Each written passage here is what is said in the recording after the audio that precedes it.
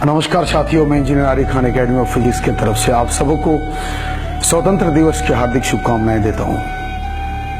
आज का video special है आपके लिए। कोई नई बात नहीं बताने जा रहा, सारी बातें पुरानी हैं। बस एक बात यही है कि अभी का जो रिसेंट सर्वे है ये बताता है कि भारत में दुनिया का सबसे ज्यादा युवा निवास करता है।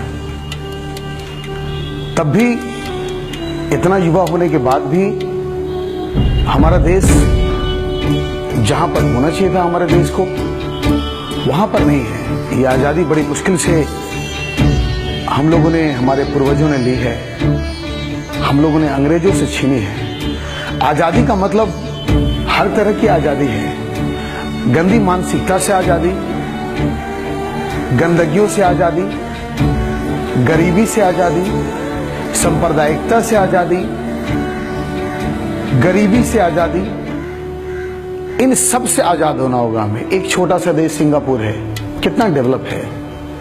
अमेरिका को देखें, ऑस्ट्रेलिया को देखें, यूरोप को देखें, उन लोगों के लाइफ स्टाइल को देखें। बगल में आपका चाइना है, 70% आबादी उनकी बूढ़ी हो चुकी है, लेकिन आप चाइना का डेवलपमेंट देखें। आप जानते हैं कि ऐसा क्यों? वहां का सबसे बड़ा रीजन ये है कि वो लोग संप्रदायवाद में बिलीव नहीं करते। नो डाउट अब सोशल मीडिया का जमाना है। Facebook, Twitters, LinkedIn, Instagram, news channels, ये जो न्यूज परोसते हैं हम लोग उस न्यूज को देखते हैं और उस न्यूज के बाद हम निष्कर्ष निकालते हैं कि क्या सही है या क्या गलत। मैं ये नहीं कहता कि सारी न्यूज गलत होती है, लेकिन यकीन जानिए कुछ न्यूज प्लांटेड होती है, कुछ न्यूज देश के माहौल को खराब करने के लिए होती है, कुछ न्यूज आपको हमको लड़ाने के लिए होती है।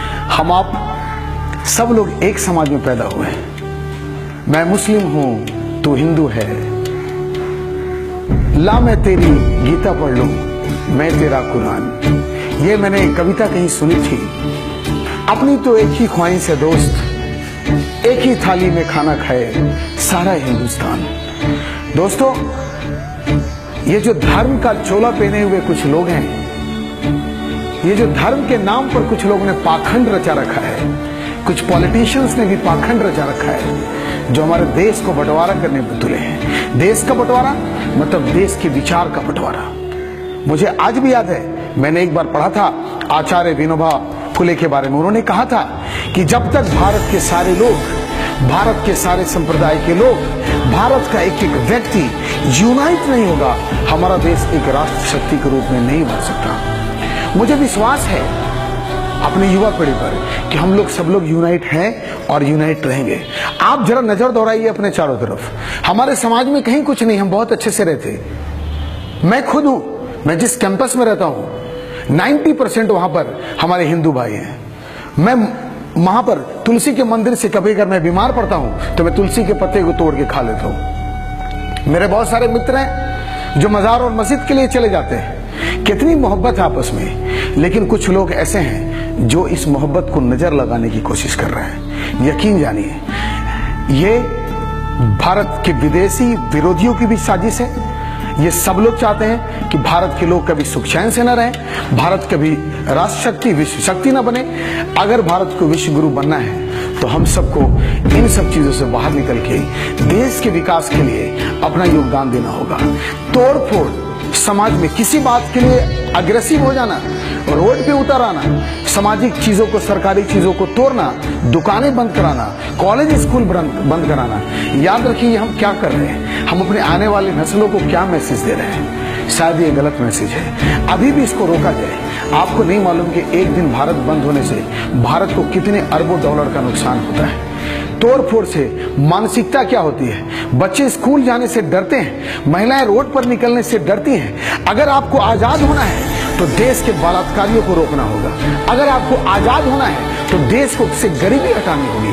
आज भी भारत का हर रोज, हर रात लगभग 16 करोड़ गरीब भूखे सोते हैं। जरा सोचिए, क्या यही आजादी है? हम लोग अच्छे खाना खा के हम लोग उसको फेंक देते हैं बड़े बड़े रेस्टोरेंट में। 16 करोड़ लोग आज भी भूखे सोते हैं। आज भी कई लोगों की मौत इसलिए होती है कि उनको भूख से उनकी मौत हो जाती है। दिल्ली में भी 3 बच्चियों का हादसा मैंने देखा। उसको खाने नहीं मिले थे। जब उसका पोस्टमार्टम हुआ तो उसके पेट में एक दाना नहीं था खाने का। क्या ये हमको आपको झकझोरता नहीं है? और अगर हमको आपको ये परेशान नहीं करती है तस्वीर, तो यकीन कीजिए हम आप मर चुके हैं। कितना धर्मवाद करेंगे, कितना धर्म का लोचा चोला पहनेंगे आप, कितना टोपी और पगड़ी और हरा और गिरुआ के पीछे लड़ाई लड़ेंगे। लड़ाई लड़नी है तो भूख से लड़िए, लड़ाई लड़नी है तो बेरोजगारी से लड़िए, उन बेरोजगारों से लड़िए जो परेशान है कि उनको एक अदर नौकरी हो जाए। तो इस स्वतंत्रता दिवस पर एकेडमी ऑफ फिजिक्स और मैं आरी खान आपसे हाथ जोड़ करके विनती करता हूं, आप देश में जहां भी हैं देश के लिए काम करें, विदेशों में जहां भी हैं देश के लिए काम करें। किसी बाहरी प्रभाव में ना आए, किसी बाहरी लोगों के उकसावे में ना आए, किसी गलत उकसावे में ना आए। अगर आप समाज में कहीं गलत देख रहे हैं उसकी सूचना जरूर प्रशासन तक पहुंचाएं। याद रखिए, अगर हर लोग सिर्फ अपनी जिम्मेदारी को समझ ले कि हाँ ये मेरा काम है, मैं रोड पे जा रहा हूं, ये मुझे गंदगी साफ करनी है, तो पूरा देश क्लीन होगा। जो शिक्षा का अभियान है, शिक्षित करना है देश को। जो स्वच्छता का अभियान है, देश को स्वच्छित करना है, अपने आसपास के माहौल को स्वच्छ रखना है। 15 अगस्त को भारत अपना सबसे बड़ा पर्व मनाएगा। न यहाँ का सबसे बड़ा पर्व ईद है, न सबसे बड़ा पर्व दिवाली है।